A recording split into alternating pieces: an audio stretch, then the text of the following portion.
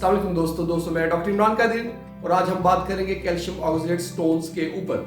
दोस्तों calcium oxalate stone बनते हैं अगर हम डाइट में ज्यादा कैल्शियम ऑक्सलेट यानी डाइट में ऑक्सलेट अगर हम ज्यादा ले रहे हैं या फिर इसमें अगर हमारी बॉडी में अब्जॉर्प्शन ऑक्सलेट की ज्यादा हो रही है। दोस्तों एक चीज मैं बता दूं कि जिनको स्टोन नहीं बनते वो इन खुराक को जितना मर्जी ले लें वो उनको कैल्शियम ऑक्सलेट से स्टोन फिर नहीं बनेंगे क्योंकि उनकी बॉडी प्रोन नहीं है।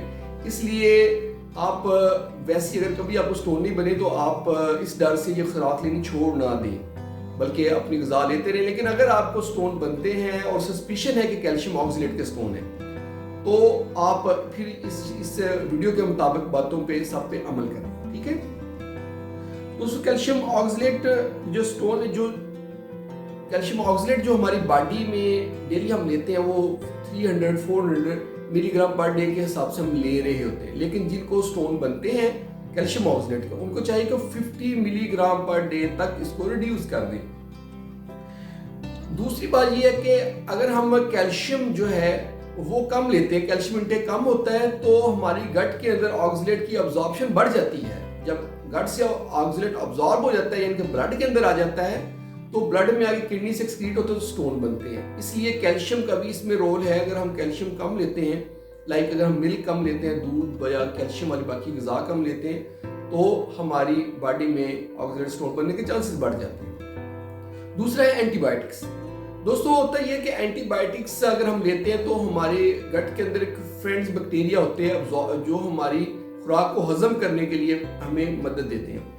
तो वो हमारे जो दोस्त बैक्टीरिया हैं वो भी मर जाते हैं जिसकी वजह से ऑक्सलेट जो है वो गट के अंदर कंज्यूम होने की बजाय वो बॉडी में अब्जॉर्ब हो जाता है। अब्जॉर्ब होने के बाद वो जब किडनी से निकलता है तो स्टोन बनते हैं। इसके अलावा किसी को स्टोन बनते हैं और कैल्शियम ऑक्सलेट के स्टोन बनते हैं तो ऑक्सलेट रिच डाइट जो है वो कम लेनी चाहिए।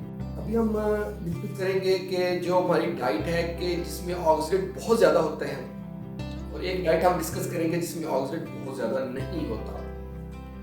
दोस्तों बहुत ज़्यादा ऑक्सलेट वाली डाइट में है पालक शामिल है, सोयाबीन शामिल है, बादाम शामिल है, आलू शामिल है, चुकंदर शामिल है, एवोकाडो शामिल है, ग्रेप फ्रूट शामिल है और खजूर शामिल है। ये वो चीज़ें हैं जिनके अंदर बहुत ज़्यादा मिकदार में पाया जाता है। इसके अलावा टमाटर के बीज जो हैं उनके अंदर ऑक्सलेट होता है। इसके अलावा हमारे पास केला जो है उसके अंदर ज़्यादा होता है। और ऐसी ग़िज़ा जिसमें कम मिकदार में ऑक्सलेट पाया जाता है उसमें गोभी शामिल है, काजू शामिल है, मूंगफली शामिल है, अखरोट शामिल है, मगज कद्दू पंपकिन सीड्स उसमें शामिल है, सूरजमुखी के बीज शामिल है, शकरकंदी शामिल है, बंद गोभी शामिल है और खुश्क अंजीर शामिल है।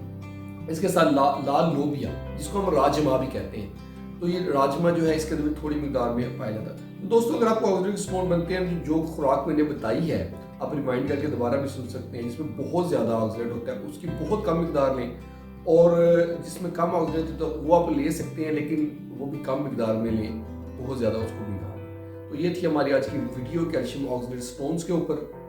तो इसको उन दोस्तों के साथ शेयर करें जिनको स्टोन्स बनते हैं और अगर वीडियो पसंद आई है तो आप इसको लाइक कर दें ताकि आपको इस तरह की वीडियोस मिलती रहें और हमारे चैनल को सब्सक्राइब कर दें। बहुत बहुत शुक्रिया।